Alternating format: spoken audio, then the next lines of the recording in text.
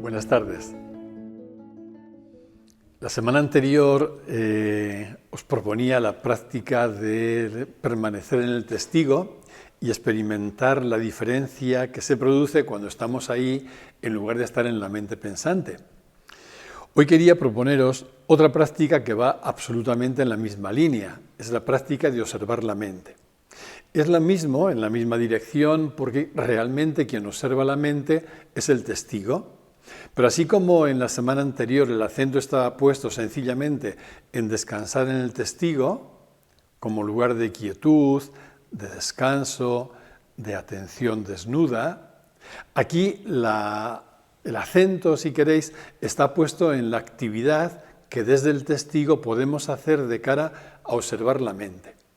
Entonces, dicho brevemente, la práctica para esta tarde sería la siguiente. Nos situamos, como sugería el día anterior, un pasito por detrás de la mente, en ese lugar del observador o del testigo, y desde ahí vamos simplemente a observar qué ocurre en nuestra mente. ¿Qué está pasando? No hay que hacer nada, ni modificarlo, ni querer cambiarlo por nada, ni querer detener todo ese movimiento mental, sino solo hacernos conscientes de él. Y mientras nos hacemos conscientes porque lo estamos observando, estamos situados detrás en el testigo. Entonces estamos viviendo como las dos cosas simultáneamente. Lo que supone permanecer en el testigo y la actividad desde ahí dirigida a observar la mente. De nuevo es un entrenamiento, es una práctica, así que el objetivo no es lograr ningún resultado, no es hacerla bien, sino solo entrenarnos en esa práctica. Recuerdo que en alguna ocasión de estas sesiones, cuando le hicimos para las personas más imaginativas, os proponía una imagen. Si queréis imaginar la cabeza como una habitación llena de huéspedes. Los huéspedes son todos los pensamientos de cualquier tipo que puedan aparecer. Y el objetivo de esta práctica es situarnos nosotros como en la puerta de la habitación. Hay que cuidar no entrar nunca en la habitación y no dar conversación a ninguno de los huéspedes. Estamos solo en la puerta observándolo. Cuando me doy cuenta de que me he introducido dentro, porque ahí la inercia es fuerte, vuelvo a tomar distancia y me coloco otra vez en la puerta.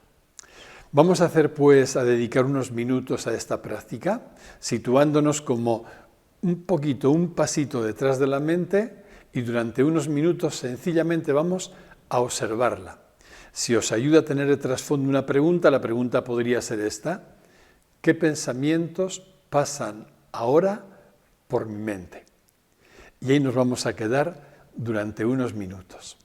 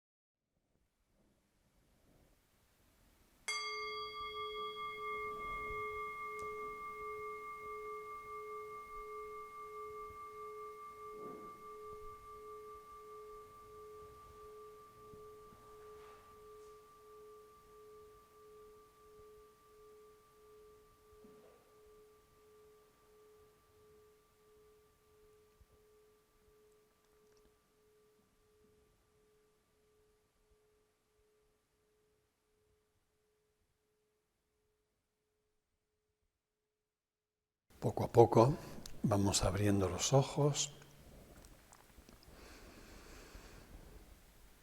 Hacemos una respiración profunda, pausada.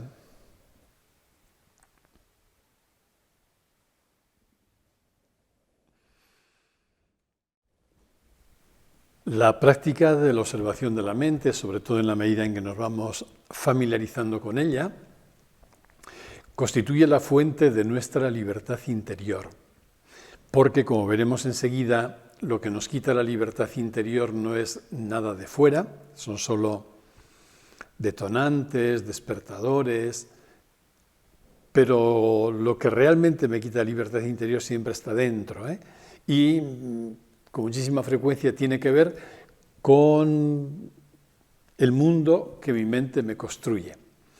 En segundo lugar, también la práctica de la observación de la mente nos libera, como veremos enseguida de nuevo, del sufrimiento inútil, porque también el sufrimiento está provocado por la lectura que nuestra mente hace de lo que ocurre. Y en tercer lugar, esta práctica nos abre la puerta a la comprensión de lo que somos, porque en la medida en que nos familiarizamos en el hecho de observar la mente, hay algo que se impone por sí mismo, y es la certeza de que yo no soy esa mente que estoy observando, ni todo lo que ella construye, sino que yo soy eso que es consciente de la mente. Así que con todo esto vamos a entrar en lo que constituye el último tema ya de este capítulo segundo del libro que estamos analizando. Seguimos en torno a la cuestión de la mente y de la atención. La mente pensante como sinónimo de sufrimiento y la atención como sinónimo de experiencia de plenitud. Y me gustaría empezar por una cita de un hombre sabio, que ya hemos repetido, creo, en alguna otra situación, pero que nos puede servir como marco para iniciar la charla de esta tarde. A partir de esta certeza de que lo que nos hace sufrir nunca es lo que ocurre, sino aquello que creemos acerca de lo que ocurre. Lo que me hace sufrir, otra cosa es lo que me provoca dolor. Nos puede provocar dolor lo que sucede en todo ámbito y puede ser un dolor físico o un dolor emocional. Pero lo que llamamos sufrimiento implica un añadido mental. Es el sufrimiento mental como consecuencia de la lectura que yo he hecho de aquello que me ocurre. La palabra sabia es de Epicteto, aquel hombre de la corriente estoica del siglo I más o menos de nuestra era, cuando dice: no son las cosas en sí las que nos perturban, sino la interpretación que hacemos de su importancia. La interpretación, la lectura, la etiquetación de todo lo que nos ocurre, esa es la tarea mental. Entonces depende de cómo me relaciono yo con la mente, como tendremos también ocasión de ver, para que dé lugar a este sufrimiento mental o por el contrario para que pueda también mantenerlo a raya. Si nos preguntamos en cualquier momento, ¿por qué me siento como me siento? ¿Por qué en una circunstancia concreta me siento de la manera en que me siento? Pues la respuesta, que también brote de aquí, es sumamente simple. Me siento como me siento por el modo como pienso o como estoy pensando. Es decir, por el modo como me relaciono con lo que sucede o por el modo como interpreto lo que sucede, que viene a ser lo mismo. Esto nos lleva a reconocer de una manera explícita que nuestros sentimientos son siempre deudores de nuestros pensamientos, es decir, de la interpretación que hacemos de todo. Dicho de otro modo, detrás de todo sufrimiento, insisto, no me refiero al dolor, sino al sufrimiento mental, detrás de todo sufrimiento mental hay siempre un pensamiento erróneo. Y es importante, de cara luego a saber qué hacer con estos pensamientos, un dato que hoy las neurociencias nos recuerdan constantemente. que por otro lado son de sentido común, ¿no? Y es que los pensamientos que más van a volver a nosotros son aquellos que más alimentamos. El cerebro, entre otras leyes, parece que se rige por la ley de la economía de energía. Entonces, si mi cerebro ve que los pensamientos que él me trae, yo no les presto mucha atención, a no mucho andar va a dejar de traérmelos, porque llega a la conclusión de que eso no me interesa, con lo cual él no va a perder energía en hacerme propuestas que no son de mi interés. Por el contrario, si mi cerebro ve que yo doy vueltas y vueltas a un mismo pensamiento, o incluso que yo lucho mucho contra un pensamiento, en ambos casos, aunque parezca que mi actuación es opuesta, el cerebro entiende que se trata de pensamientos interesantes para mí, con lo cual me los va a seguir proponiendo. Un pequeño paréntesis, sabéis que en contra de lo que nos parece a nosotros, que tendemos a pensar por nuestra mente apropiadora que todo lo hacemos nosotros no somos los que pensamos. El que piensa es nuestro cerebro. Mi cerebro es el que está pensando, es decir, proponiéndome propuestas constantemente. Y lo que yo haga frente a ellas, eso ya sí que depende de mí. Si es cierto que mi cerebro me va a traer los pensamientos a los que yo dedico más atención, sea porque me adhiero a ellos o sea porque lucho contra ellos, aquí aparecen un montón de preguntas totalmente decisivas. Por ejemplo, ¿a qué presto más atención a lo largo del día? O, desmenuzado un poquito más, ¿en qué pienso de una manera más repetitiva? ¿Qué es lo que suelo rumiar? ¿Qué pensamientos alimento? ¿A qué pensamientos vuelvo una y otra vez? No recuerdo si en algún encuentro comentaba que en trabajos que hacíamos en grupos, un trabajo era este, de una forma muy simple y queriendo ser lo más concretos posible, decir, en las últimas 24 horas, ¿en qué pensamientos me he entretenido más tiempo? Y luego es claro que según cuáles sean esos pensamientos, nuestro estado de ánimo va a estar condicionado de una manera decisiva por ese hecho. Entonces, no son inocuos. El ser consciente de en qué pensamientos me entretengo, cuáles rumio más, a cuáles vuelvo una y otra vez. Y esto personas que pueden tener una cierta tendencia obsesiva, todavía es más importante para ellas. ¿Por qué?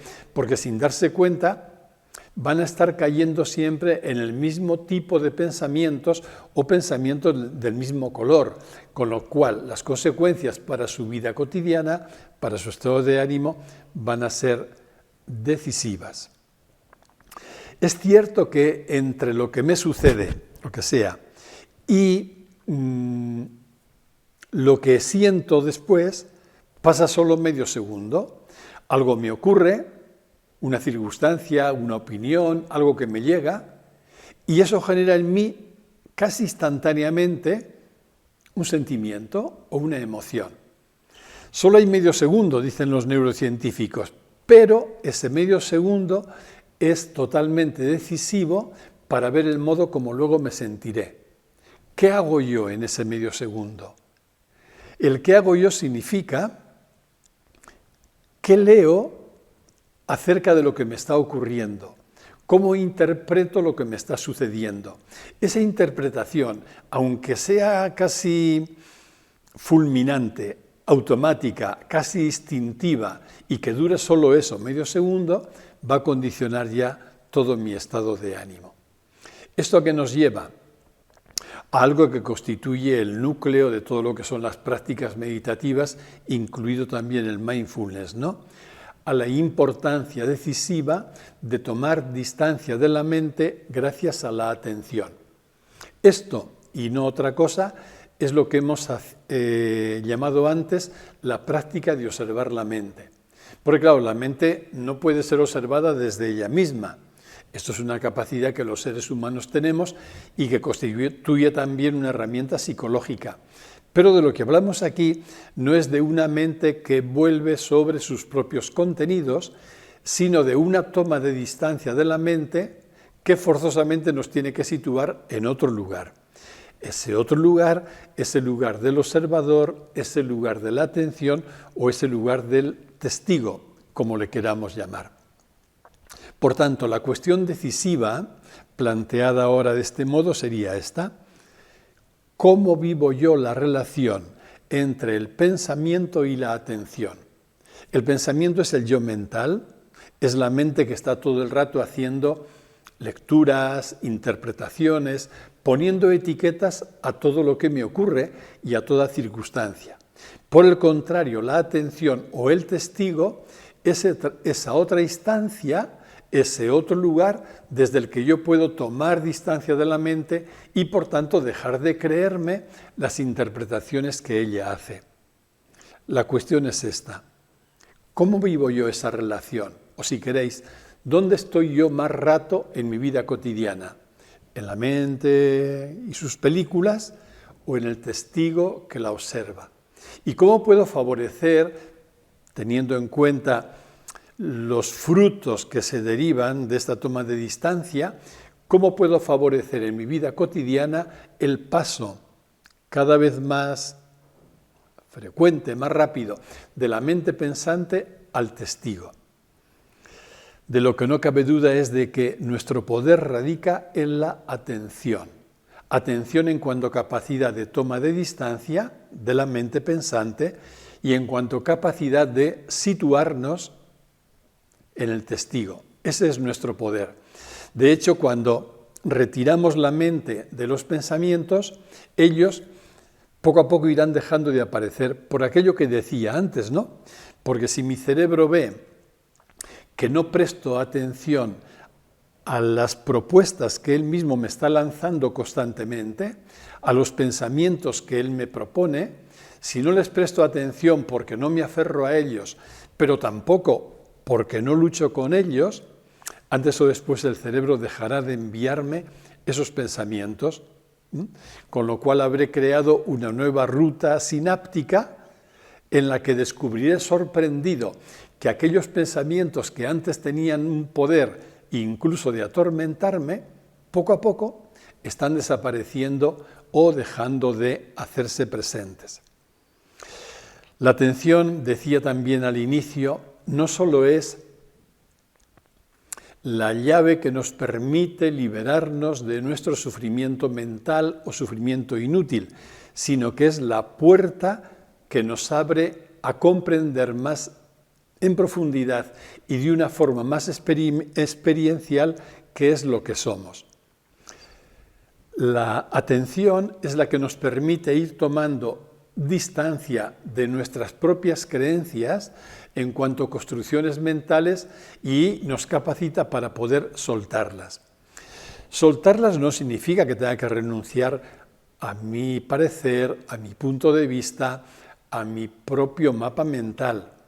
No, soltarlas significa que ya no las absolutizo, que puedo utilizarlas como herramientas, pero sabiendo que siempre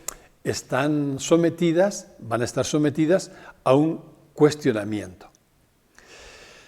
En cualquier caso, y al hilo de lo que vengo diciendo, me parece muy importante caer en la cuenta de que, en contra de lo que tiende a hacer nuestra mente, que igual que se apropia de todo, tiende también a justificar todo lo que hacemos, en contra de esa tendencia me parece importante reconocer que cada vez que atribuimos nuestro sufrimiento a una causa externa, nos estamos equivocando. Y ese error o esa equivocación tiene consecuencias luego prácticas, porque claro, si yo atribuyo mi sufrimiento a algo externo, automáticamente estoy perdiendo todo mi poder para poder modificar aquello que me hace sufrir. Porque si yo digo, no, yo sufro porque fulano me ha dicho tal cosa, o yo sufro porque esta persona con la que convivo es como es, no solo me estoy justificando, sino que me estoy volviendo impotente frente a un sufrimiento. aparte de que estoy apoyándome en algo equivocado, porque repito, lo que me provoca el sufrimiento mental no es ni lo que esta persona hace, ni lo que aquella otra dice, ni lo que esta circunstancia me trae. Esto como mucho me puede hacer doler, pero no sufrimiento. Sufrimiento viene siempre porque hay en medio un añadido, y ese añadido es una lectura mental. En contra de esa tendencia errónea, por más que sea frecuente, parece evidente que el camino de la sabiduría, ahora veremos cómo concretarlo, consiste en la capacidad de liberarnos del sufrimiento mental y de acceder a lo que podemos llamar felicidad o plenitud. Una persona sabia no es una persona que tiene todo fácil, a la que todo le va bien, que no le ocurre nada frustrante, no. La persona sabia le sigue ocurriendo lo mismo que nos ocurre a todos los seres humanos y sigue teniendo dolor como seguimos teniendo todos los seres humanos. Lo que ocurre es que vive en un nivel de comprensión o tiene incluso también unas estrategias y una herramienta para conseguir dos cosas. Por un lado, que lo que le ocurre no le genere un sufrimiento mental que se prolonga en ella en el tiempo y que lo que le ocurre tampoco le prive de estar en contacto con la plenitud que somos o con la felicidad que somos. ¿Qué requiere esto para poder vivirlo así? Pues todo empieza desde el inicio por una capacidad que me parece muy importante resaltar. Es la capacidad de ser honestos con nuestra propia verdad, con todo lo que nos ocurre y con todo lo que sentimos y responsabilizarnos de ello. Es decir, en lugar de caer en la trampa fácil de culpar a las circunstancias de nuestro estado de ánimo, al final es una falta de responsabilizarme de ello, ¿no? De poner las causas de estar bien o de estar mal a lo que ocurre fuera, a las circunstancias o a las personas, la actitud sabia es justamente la opuesta. No, yo reconozco todo, soy lúcido frente a lo que me sucede, soy consciente y me entero de lo que las personas me hacen y del modo como me tratan. Y luego veré en la práctica qué tendré que hacer con respecto a todas esas circunstancias o personas o lo que fuere. Pero todo eso que me ocurre no me impide ver que yo soy responsable de mi sufrimiento mental, igual que soy responsable también de mi felicidad. Y que tanto uno como otra van a depender del modo como yo me sitúo ante la realidad o ante las circunstancias. ¿Qué ocurre hablando de la felicidad? Ocurre que con frecuencia rechazamos la felicidad cuando lo que acontece en el momento presente no se adecúa a la imagen que yo tengo de lo que es ser feliz. Es una manera muy sutil, pero una manera muy sutil y al mismo tiempo muy eficaz, de nuevo, de no responsabilizarme de mi propia felicidad. La estratagema que utilizo o que utiliza mi mente, pues es muy socorrida y dentro de la habilidad que la mente tiene también es muy sutil. Es decir, yo no puedo ser feliz. ¿Por qué? Porque esto que me está ocurriendo impide mi felicidad. Si os fijáis de nuevo, aunque haya sido dando un recoveco, pero es de nuevo la mente la que está haciendo una lectura mental que me impide vivir aquello que ocurre de una manera que no me lleve al sufrimiento mental o que me impida también ser feliz. En definitiva, redondeándolo un poquito más, el mayor obstáculo que encontramos para ser felices no es otro que la imagen mental que nos hemos hecho de la felicidad. Es la imagen. Es decir, le damos más importancia, porque estamos evidentemente quizás en un estado mental, le damos más importancia a lo que la mente nos dice, le damos más importancia a la imagen mental que tenemos de algo, en este caso de la felicidad, más importancia a eso que a nuestra propia comprensión y, por tanto, a lo que podemos hacer a partir de esa comprensión. Pondré un ejemplo. Si yo tengo una imagen mental de que una persona no puede ser feliz cuando tiene una hecatombe económica, es seguro que no voy a ser feliz cuando a mí me ocurra una pérdida económica. ¿Por qué? Porque tengo una imagen mental grabada ahí a fuego que me está diciendo esto es imposible, con lo cual ya me he cerrado la puerta a mí mismo. Otro ejemplo. Si yo tengo una imagen mental que yo no puedo ser feliz si la gente se mete conmigo, si la gente me critica, si la gente me desprecia, ya ni siquiera paso eso por un filtro, ni siquiera lo cuestiono. ¿Por qué? Porque es una imagen mental profundamente grabada, con lo cual digo, uy, la gente me está criticando, ya no puedo ser feliz. Fijaos lo que esto encierra. Estoy dando mi poder a una circunstancia, en este caso a unas personas que me están criticando. Les he dado todo el poder y en la medida en que les doy a ellas o a una circunstancia el poder, yo dimito, lo pierdo por completo. Ejemplos todos los que queráis. Si yo asocio ser feliz a tener una salud más o menos decente, el momento en que me diagnostiquen, quizá inesperadamente, un problema grave de salud, automáticamente la que se dispara es la imagen mental que yo tengo internalizada de la felicidad, que me va a decir, una persona enferma o con esta enfermedad o con este diagnóstico no puede ser feliz, con lo cual ya de nuevo he dimitido. Este es el problema. Planteado en forma de interrogante lo dejo como una cuestión que me parece fundamental. Por todas las puertas que abre, que puede abrir, o por el contrario, por todas las puertas que nos cierra, con lo que ello implica de prolongar, perpetuar y magnificar el sufrimiento mental. La pregunta es esta. La voy a hacer en primera persona del singular. ¿Yo estoy dispuesto a incluir todo tipo de situaciones dentro de la felicidad?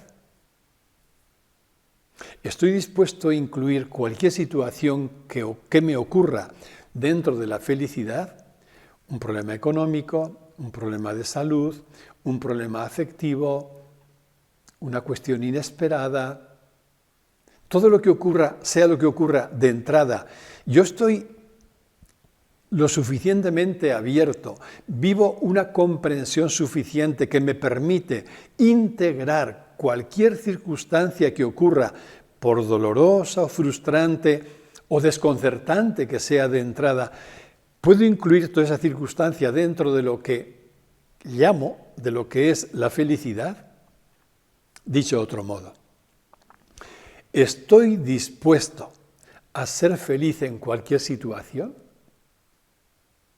¿O por el contrario, me mantengo en una lucha contra las circunstancias pretendiendo que la vida responda a mis gustos, a mis deseos o a mis expectativas?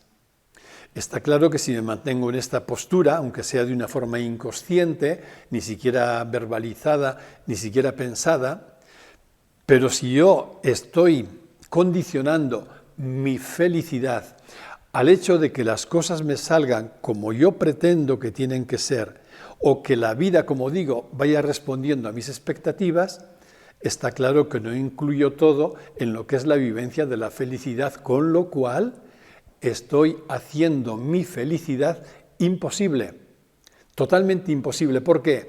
Porque la imagen mental, aunque sea inconsciente, que yo tengo de la felicidad, me está impidiendo en la práctica ser feliz en cualquier circunstancia.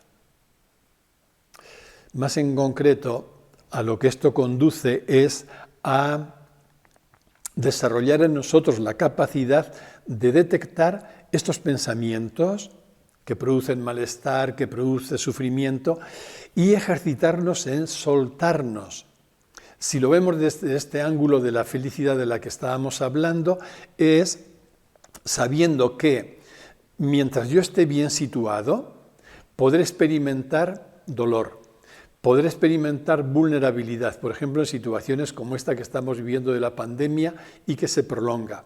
podré experimentar incertidumbre, podré experimentar desconcierto, podré experimentar un maremoto de altibajos emocionales. Todo eso es humano, porque somos seres sensibles, seres sintientes, y lo vamos a experimentar. El problema no está ahí. El problema está en esta lectura mental que yo hago de todo ello y que le da poder a lo que me ha ocurrido de una forma continuada sobre mi estado de ánimo. Todo eso es la causa, creo yo, mi imagen mental, de que yo tenga un sufrimiento que no podré superar hasta que las circunstancias cambien. O por el contrario, yo soy capaz de integrar todo eso después del primer maremoto sensible inicial. Puedo integrarlo en lo que es la vivencia de mi plenitud o de mi felicidad. Un poquito sobre esto querría añadir. ¿Cuál es nuestra trampa? La trampa es que la imagen mental que tenemos de la felicidad, como de cualquier otra cosa, es la imagen que tiene el ego. Y evidentemente, el ego no puede ser feliz cuando la realidad lo frustra, porque el ego tiene un guión que para él es indiscutible y que no puede nunca dejar de lado. El guión del ego se puede formular de este modo: la vida está ahí para responder a mis expectativas. Cada vez que la vida no responda a mis expectativas, es decir, cada vez que haya frustración, que va a ser muy frecuente, cotidiana en mi vida, el ego va a sentirse frustrado y va a sentirse incapaz de ser feliz. ¿Por qué se explica esto? Porque el ego no puede ser feliz. El ego no puede ser feliz porque es una forma impermanente y en esta realidad de formas impermanentes no podemos pretender nunca que algo se mantenga estable y de una forma continuada. El ego no puede ser feliz. Y aquí quizá esté también nuestro error. ¿Por qué? El error que da pie a creernos aquella imagen mental. Porque mientras yo esté identificado con el yo, con el ego, creyendo que soy este ego, y mientras desde esa identificación quiera ser feliz, constataré que solo podré serlo cuando no haya nada que me frustre. Dicho en positivo, buscar la felicidad mientras dura mi identificación con el ego es de todo punto imposible. Es decir, el ego no es feliz. O por decirlo de una forma más redondeada, nadie es feliz. Esto tiene, si os dais cuenta, con este juego de palabras que el castellano nos permite, como dos lecturas. Una es que en este mundo no hay nadie feliz, eso está claro. Nadie hay feliz porque siempre va a faltar algo, nadie es feliz. Pero tiene otra lectura, desde otro nivel de profundidad, profundamente sabia la lectura, que es cuando tú te das cuenta de que eres nadie, aquí entre comillas, de que no soy un yo, un objeto, un algo. Yo, cuando soy nadie, entonces eres feliz de una manera automática. Por eso el dicho, nadie es feliz, lo difícil es ser nadie, Que si recordáis, seguro me están viniendo mientras estoy hablando textos de Juan de la Cruz, ¿no? Los místicos, las místicas siempre han dicho esto. La sabiduría espiritual, la sabiduría mística, consiste en llegar a la comprensión de que tu verdadera identidad es nadie. Nadie, no en el sentido nihilista de que seas nada, en el sentido como nuestra mente lee, nada o nadie, no. Nadie en el sentido de que no puedes reducirte o identificarte con algo en particular o con algo en concreto. Y aquí me viene a la memoria aquel dicho que luego es título de un libro de José Díez Faisat, siendo nada, soy todo, que es nuestra paradoja profunda. Justamente cuando descubro que soy nadie, como soy nada, entonces soy todas las cosas, entonces soy todo, mientras que cuando estoy identificado con ser alguien, no soy absolutamente nada más. porque me he reducido en mi ignorancia a este alguien concreto, a este yo concreto. Pues bien, este yo concreto ciertamente no puede ser feliz. Nadie es feliz. ¿Dónde se ancla la felicidad? Esta felicidad que tiene características de quietud, de permanencia, de ecuanimidad. La felicidad se ancla en el reconocimiento de que en el nivel profundo todo está bien. Todo está bien. En el reconocimiento de que en nuestro propio nivel profundo, en nuestra verdadera identidad, somos plenitud. No carecemos de nada. No nos falta nada, nada.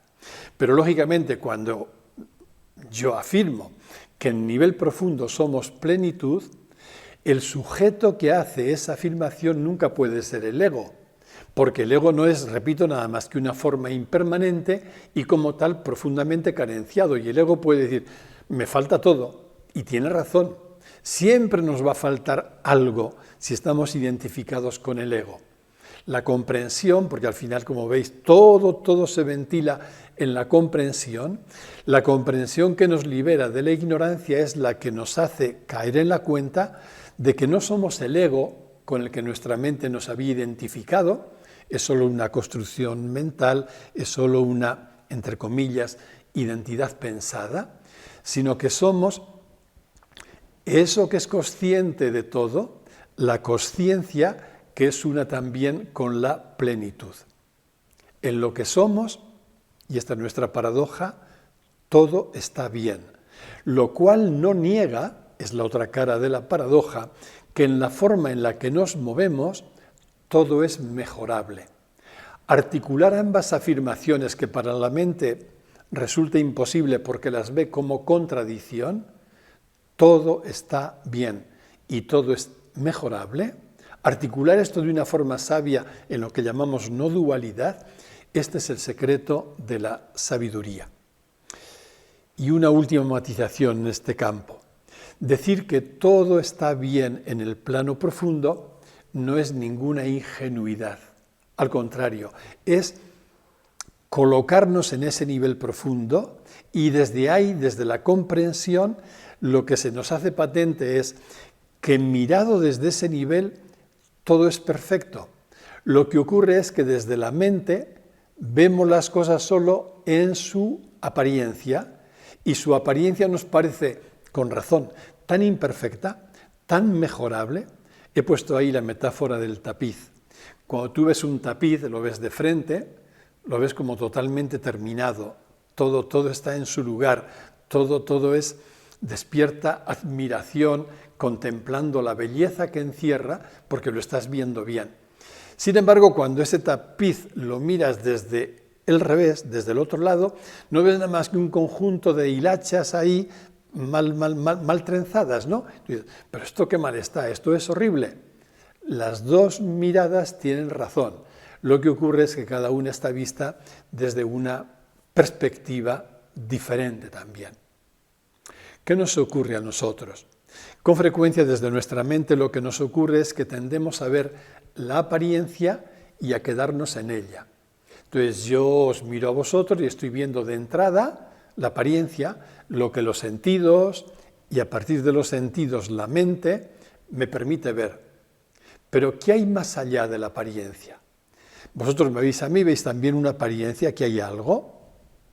Y como toda apariencia impermanente, toda apariencia mejorable, toda apariencia con luces y sombras, todo eso. Pero si acallamos un poquito la mente y preguntamos, ¿y más allá de la apariencia, qué hay? Eso que hay más allá de la apariencia es lo que realmente somos. El camino para salir de la apariencia, es decir, para salir de la mente pensante, vuelve a ser una vez más la atención. La atención que nos permite observar la mente, al observarla, acallarla, y cuando acallamos la mente, entrar en contacto con la quietud de fondo que somos. Y es esta comprensión, por tanto, la que viene de la mano de la atención al acallar la mente, la que nos permite pasar de las creencias de las que hemos venido hablando en los encuentros anteriores a la comprensión, del sufrimiento mental que siempre es derivado de una interpretación que nuestra mente hace, a la paz. Pero todo esto lo que requiere es situarnos no en el lugar de las apariencias, no en el lugar de la mente, sino en ese otro lugar desde el que observamos la mente y que constituye la puerta a la comprensión. Es decir, es ejercitarnos, adiestrarnos progresivamente en pasar de la mente al testigo. Y ahí empezamos a constatar cosas sencillas. No eres la voz que habla sin parar en tu cabeza y que no te cuesta nada detectarla. Eres eso que la observa, eso que la escucha y que a su vez es libre de sus mensajes. Decía en el encuentro anterior, en la sesión anterior, que en todo este camino que llamamos espiritual o todo este camino de comprensión hay un acontecimiento que marca un hito decisivo, que señala un antes y un después, y que eso ocurre cuando hacemos experiencia en nosotros de estos dos lugares, la mente que parlotea sin parar en mi cabeza y ese otro lugar que la puede observar tomando distancia, que la escucha y que es libre frente a los mensajes que la mente da. Esta es la clave de la sabiduría y justamente en esto consiste meditar, en observar la mente pensante y no creernos lo que nos dice, sino saborear aquello que queda cuando la mente pensante se calla. La mente pensante, por eso la imagen también, es la mente de mono. Es la mente que corretea constantemente, que nunca sabe estar quieta, nunca sabe estar parada, porque el cerebro sigue lanzando mensajes constantemente. El aprender a tomar distancia de ella, eso es meditar. Por tanto, aquí tenemos nuestro trabajo de reeducación. El trabajo de reeducación es entrenar nuestra capacidad de salir de la mente pensante y situarnos en el testigo. En prácticas formales, también a lo largo del día, en nuestra vida cotidiana. Cuando yo me veo muy pillado por la mente, y sobre todo cuando notamos malestar, si notamos malestar de este tipo mental, es porque nos estamos creyendo mensajes que la mente nos hace ante las circunstancias que nos ocurren. Esto puede ser una alarma muy interesante para dar un paso más atrás de la mente y observarla. Es decir, yo no soy la mente y el ego, ¿no?, con el que mi mente me identifica, yo soy el testigo, que es el lugar de la ecuanimidad. A todo esto, voy terminando ya, nos ayuda la psicología transpersonal.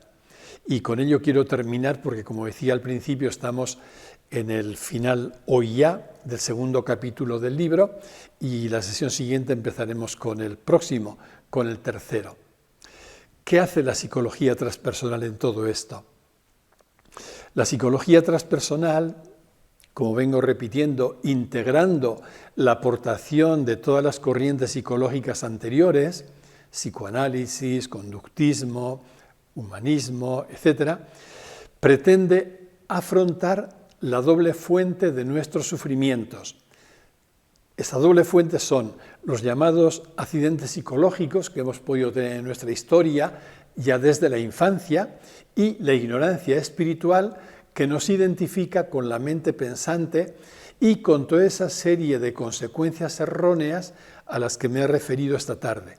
Este es el objetivo de la psicología transpersonal, hacernos más lúcidos, más conscientes y ayudarnos a trabajar tanto el sufrimiento psíquico pendiente no elaborado como la ignorancia que al reducirnos a la mente pensante nos introduce en un laberinto también de sufrimiento. Y todo esto sobre la base de un principio sapiencial, yo creo que está presente, con acento si queréis, pero presente en todas las tradiciones sapienciales, y es el reconocimiento de que el ser humano está constitutivamente orientado hacia el bien. ¿Qué significa esto? Uniéndolo con lo de la imagen anterior. Significa que cada vez que nosotros no hacemos el bien, cada vez que generamos sufrimiento para nosotros mismos o para los demás, la causa no está en que seamos malos, en que haya en nosotros una orientación constitutiva hacia el mal. La causa es doble, o bien que tenemos un sufrimiento no resuelto y este sufrimiento nos lleva a proyectarlo fuera, a provocar más sufrimiento, o bien que estamos instalados en una ignorancia acerca de lo que somos que también nos confunde.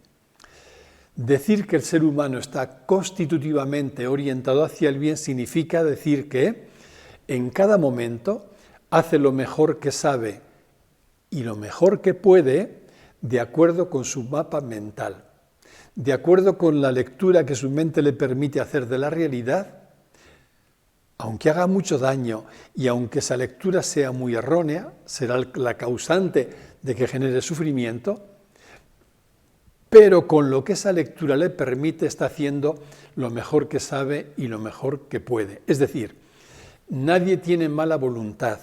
Para las tradiciones sapienciales eso es un oxímoron, es una contradicción. La voluntad nunca es mala, la voluntad es buena. Lo que puede ser malo es el sufrimiento no arreglado y la ignorancia mental en la que estamos también como introducidos. Pero cuando es la propuesta de la psicología transpersonal, logramos liberar sufrimiento psíquico enquistado y logramos ir superando la ignorancia original, lo que brota del ser humano siempre es algo bueno, siempre es bien. Aquí quedan las páginas para nuestro próximo encuentro. Como decía, ya es el inicio del capítulo 3, que será también el contenido de ese capítulo, justamente lo más específico de lo que la psicología transpersonal tiene que ofrecernos. Bueno, y antes de la despedida, recordar una vez más aquello que anunciábamos en la semana anterior, que ya el próximo lunes, día 12, empieza este ciclo sobre espiritualidad y liberación que organiza la Asociación Espiritualidad Pamplona-Iruña junto con la Biblioteca de Navarra. El próximo lunes será la primera charla. Sabéis que va a ser presencial con todas las medidas de aforo respetables, ¿no? Con un 50% de aforo, unas 80 y tantas personas, pero que a su vez será transmitida en directo por streaming, así que estará disponible. Y hasta aquí esta tarde. Que tengáis también una estupenda semana hasta el miércoles próximo que nos encontremos.